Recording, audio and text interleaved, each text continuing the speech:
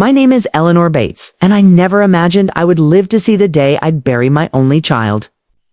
At 69 years old, I thought I knew grief, having lost my husband a decade ago. But nothing prepared me for the heartbreak of standing beside my son Michael's casket, feeling the last remnants of my world crumble. Michael was my everything. After my husband died suddenly of a heart attack, it was Michael and his wife Rachel who convinced me to sell my house and move in with them. We're family, Mom, Michael had said, his arm draped lovingly around Rachel. It'll be good for all of us. I trusted them completely. I gave them not only my heart, but also the proceeds from my house sale. Over $300,000, which helped them buy the beautiful home we shared. Or so I thought we shared. The day of Michael's funeral was a blur of condolences, tears, and unbearable sorrow. Rachel looked every bit the grieving widow, dressed in flawless black, dabbing her tears with a monogrammed handkerchief. I sat beside her, devastated but grateful we had each other to lean on. At least, that's what I believed, until I overheard her. I had stepped away to take my arthritis medication when I caught her voice in the hallway, lighter, almost giddy. It's finally over. Rachel sighed to her friend. Now I can get my life back and finally ship that old hag off to a nursing home where she belongs. My blood ran cold. My knees buckled. I pressed myself against the wall, heart pounding, struggling to comprehend the words. That old hag, she was talking about me. The woman she had called Mom for nearly 20 years. In that moment, my grief twisted into something else. Betrayal, I realized. My heartbreak wasn't over. It was only just beginning. It's strange how easily we miss the cracks when we're too busy holding on to love. Looking back now, I see so many signs, but at the time I was just grateful to be the part of my son's life. After my husband Thomas passed away, the loneliness was crushing. Our family home where Michael had grown up felt unbearably empty. Rachel and Michael had seemed like a godsend. They showed up immediately after the funeral with casseroles, hugs, and promises that we'd always have each other. Mom, it makes no sense for you to stay in that big old house alone. Michael had said, his eyes full of concern. Sell it and move in with us. We'll take care of everything. Rachel had smiled sweetly and added, we can invest the money to secure your future. You'll never have to worry. It sounded perfect. I didn't hesitate. I sold the home Thomas and I had built over 40 years and handed over everything, every cent, to Michael and Rachel. We bought a gorgeous 2-story house in a quiet neighborhood. It even had a guest suite, which Rachel insisted would be mine. In the beginning, things were wonderful. I cooked dinner most nights, helped with Daniel and Emily, and spent evenings laughing with Michael over old family stories. Rachel worked a lot, but I thought nothing of it. She always seemed busy with real estate clients, and I admired her ambition. Daniel and Emily, oh, those sweet children, were my heart. Daniel was 11 when I moved in, thoughtful and protective. Of his little sister, Emily, only 8, had her father's curious eyes and her mother's dazzling smile. We quickly became inseparable. I'd bake cookies with them after school, help with homework, and sneak them extra bedtime stories when their parents were out. To the outside world, we looked like the picture-perfect family. It's 3 generations under one roof, united and happy. But now, remembering little moments, I see the truth hiding beneath the surface. Rachel's smiles, I realize, were often tight. Her compliments seemed rehearsed. There were subtle hints, how she'd sigh when I needed help with my phone. Or how she'd roll her eyes when I was slow getting into the car because of my arthritis. Small things I brushed off at the time. I told myself she was just stressed, juggling work and family. Michael, my sweet boy, was the glue. He made sure we had Sunday dinners together, checked in on me often, and always made me feel welcome. If there were tensions I didn't see, he smoothed them over. His love made it all seem safe. And so I ignored the warning signs, choosing instead to believe we were a true family. That illusion shattered completely the day of the funeral, when Rachel's cruel words cut through my grief like a knife. As I sat back down after hearing her betrayal, my mind raced through every memory. Every choice that had brought me to this moment. How blind I had been. How utterly alone I now felt. But one thing was certain. I wasn't going to let Rachel see me break. Not yet. That night, after everyone had gone home, I sat alone in my small guest room, staring at the ceiling. Unable to sleep. The house was so quiet, but my mind was loud, filled with Rachel's words. Looping over and over, like a cruel taunt, I replayed every memory, trying to understand how I had been so blind. I thought about the day Michael was diagnosed, stage 4 pancreatic cancer. Ed had hit us out of nowhere. Rachel had been calm, almost too calm, taking charge of everything: doctor's appointments, hospice care, finances. She told me not to worry, that Michael was in good hands. At first, I admired her strength, but now, piecing everything together, I saw things I hadn't before. In those last months, Rachel seemed distant, distracted, just started dressing up more. New clothes, fresh haircuts, even makeup for simple errands. She said it helped her feel normal, and I never questioned it. And then there were the trips. Always some urgent business she had to attend to. Often leaving Michael in my care while she went away for the weekend. I'd told myself she was working. Hard to keep the family afloat, but now I wasn't so sure. I remembered one moment, about 2 weeks before Michael passed. Rachel had asked me to fetch her phone charger. And as I grabbed it from her purse, a message flashed across the screen. Eric, can't wait to see you again. Last night was incredible. My stomach had twisted, but I had shaken it off. I didn't want to believe anything bad about Rachel. Michael was dying. I couldn't deal with anything else. But now, with the truth slapping me in the face, I realized I should have trusted my gut. The next morning, I forced myself to get up, make coffee, and sit with Daniel and Emily before school. They were quiet, clinging to me more than usual. "Grandma, are you okay?" Daniel asked softly. His big brown eyes filled with worry. I hugged them tightly, holding back tears. "I'm fine, sweetheart. We're going to be okay." Rachel breezed in, perfectly put together as always. "Come on, kids. Time to go," she said with a bright smile that didn't reach her eyes. She glanced at me briefly, her gaze cool and unreadable. We didn't speak. Later that day, Rachel reminded me that the reading of Michael's will was scheduled for the next morning. Her tone was clipped, businesslike, and I could tell she was eager to tie up loose ends. But I had a strange sense of calm, because in one of his final lucid moments, Michael had whispered something to me. "Mom, I made sure you're taken care of. Rachel won't be able to touch you." At the time, I didn't fully understand. But now, I clung to those words like a lifeline. The next morning, we arrived at the lawyer's office. It's an old brick building downtown. Rachel strode in first, head held high, dressed in a sharp black suit that looked more suited for a business. Deal then a will reading. Daniel and Emily followed, clutching my hands tightly. I felt my heart pounding as we took our seats around a large, polished table. Grace Collins, Michael's attorney for years, greeted us warmly, but with the professional seriousness the moment demanded. "Thank you for coming. I know this is a difficult time," she began, shuffling through a stack of documents.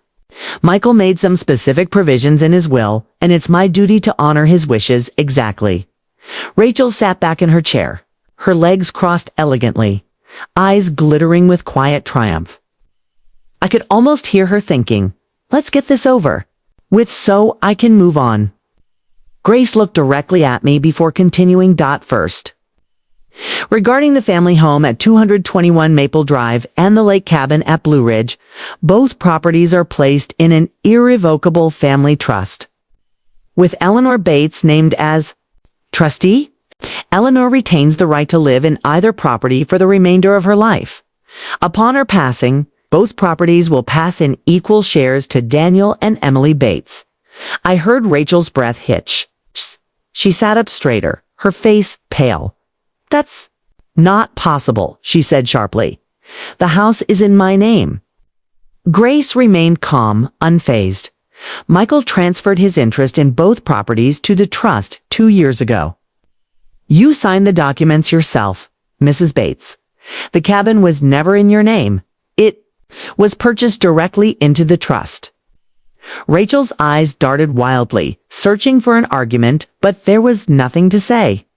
Grace continued smoothly. As for Michael's financial assets, totaling approximately $900,000, 60% is allocated to a trust for Daniel and Emily's education and care, with Eleanor Bates as trustee. 20% is granted directly to Eleanor. The remaining 20% is granted to Rachel Bates. Rachel's jaw clenched, her hands gripping the armrests. This is a joke, she spat. I was his wife. I deserve more than crumbs. Grace's eyes sharpened just slightly. Michael was of sound mind when he made these provisions. I have his doctor's certification on record. Rachel stood abruptly, her chair scraping loudly across the floor. We'll see about that, she hissed. This can be contested. I sat silently, gripping my cane, my heart thudding in my chest. I looked at Daniel and Emily, my reason for standing strong. Rachel could fight all she wanted. Michael had set things in motion to protect us. I only hoped it would be enough. True to her word, Rachel wasted no time filing a lawsuit to contest Michael's will. Within days, I was served with legal papers accusing me of manipulating Michael during his illness and claiming he was not of sound mind. He made his final decisions. The accusations cut deep. How dare she, after everything I'd done for their family? For her. But fear also crept in. I didn't have the money or strength to battle Rachel and her high-powered attorney, a man named Martin Greer, who was infamous for dragging cases out and wearing people down. I felt utterly lost until my oldest friend, Carol, stepped in. You need someone tough, Ellie, she told me, gripping my hands tightly. I know just the person. Grace Collins is excellent. But for court battles, you'll want my friend, Grace's partner, someone who won't back down. And that's how I met Grace's colleague, Grace Collins, a sharp, no-nonsense attorney who had a reputation for defending the elderly and vulnerable. From the first meeting, Grace's confidence made me breathe easier. This is elder abuse, plain and simple, she said after hearing my story, and we're going to fight it head-on. She got to work immediately, digging into financial records and old communications. One evening, as I was helping Emily with her homework, Grace called, her voice tight with excitement. Eleanor. I need you to check Michael's office. Look in any drawers, files, anything that seems out of place. I have a hunch he left something behind. That night when Rachel was out, another mysterious business dinner, I gathered my courage and entered Michael's study. I wasn't sure what I was looking for, but my hands trembled as I pulled open drawer after drawer. In the bottom file cabinet, tucked behind a stack of old tax documents, I found it, sealed envelope with my name scrawled across the front. Inside was a USB drive and a short handwritten note. Mom, if you're reading this, it means Rachel has done exactly what I feared. This drive contains everything you'll need. I'm sorry I didn't tell you sooner. I wanted to protect you. I love you, Michael. With shaking fingers, I plugged the USB into my laptop. What I found stunned me. Meticulously organized folders of emails, financial transactions, and audio recordings. Recordings of Rachel laughing cruelly, talking about how she planned to send me to a nursing home and liquidate the family's assets. Emails to a man named Eric Whitman, her lover, discussing their plans for life after Michael. Tears blurred my vision, but beneath the heartbreak was a burning sense of purpose.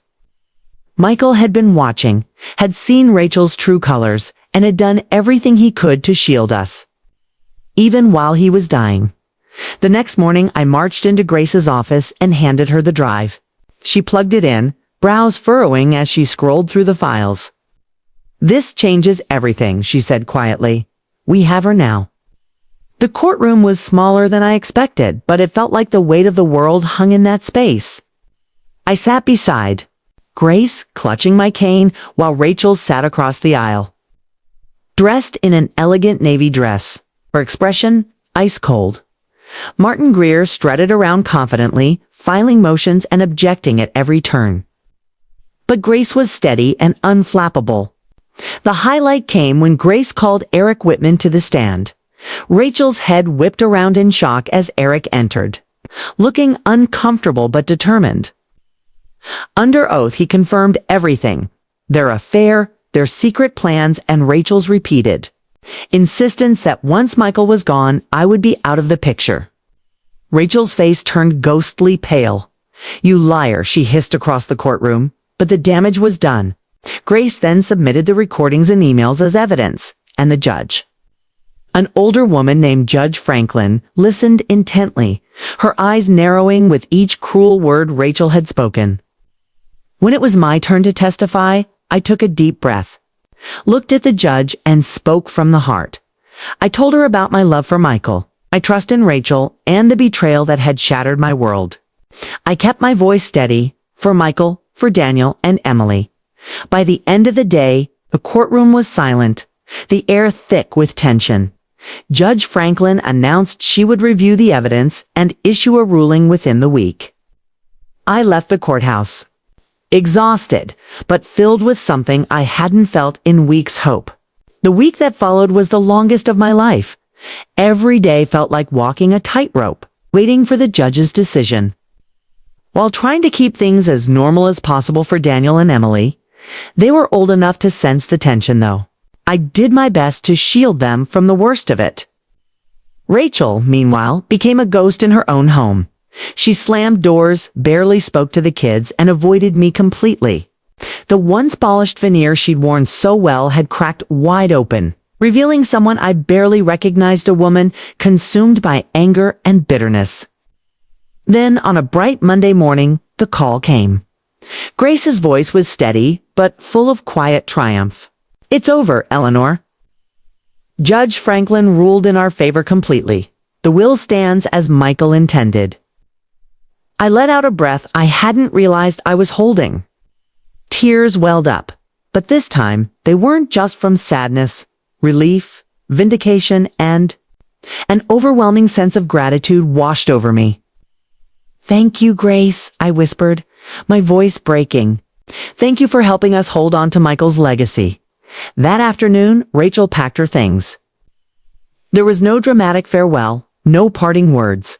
She left in silence, her footsteps echoing through the now quiet house. Daniel and Emily clung to me, tears streaming down their faces. Even after all that had happened, watching their mother walk out of their lives was a wound I couldn't heal. But I promised them we'd make it through together. 2 years have passed since that day, and life has taken on a new rhythm. Daniel and Emily chose to stay with me, and we've built a home full of love and resilience. There are still moments of sadness, moments when I catch Daniel staring quietly at an old photo of his parents, or see Emily tracing her father's handwriting in one of his books. But there's also laughter, now real laughter, that fills the house again. We redecorated the home, making it ours in every sense. Gone are Rachel's cold. Modern touches in their place are warm, cozy spaces filled with family. Photos, Daniel's sports trophies, and Emily's ever-growing collection of art supplies. Holidays are spent together, often at the lake cabin Michael loved so much. We've created new traditions: bonfires by the water, movie nights under blankets, and long talks on the porch swing as the sun sets. Each memory feels like a tribute to Michael's way of honoring the love he poured into us. I've also reclaimed parts of myself I'd long forgotten. I joined a book club at the local library, started watercolor painting, and even made a few new friends. And while my days are still centered around my grandchildren, I've found a quiet joy in rediscovering who I am beyond just a mother and grandmother. Every once in a while, Rachel calls the children on birthdays or holidays. The conversations are brief and strained, but Daniel and Emily have grown stronger, wiser. They know now what love and loyalty truly mean. One evening as we sat by the fire at the lake house, Daniel looked up at me and said, "Grandma, I think Dad would be really proud of us." I hugged him close, my heart swelling with both sorrow and pride. Yes, sweetheart, he absolutely would. I believe that with all my heart. Because, in the end, Michael's final gift wasn't just the legal protection he left behind. It was the unwavering reminder that real love isn't just about words or appearances. It's about actions, about showing up, standing strong, and protecting the people who matter most. Rachel once said she'd finally get rid of me, but here I am, still standing, still loving, still living. And in the quiet moments, when the house is peaceful and the children are safe and happy, I know this is the sweetest victory of all.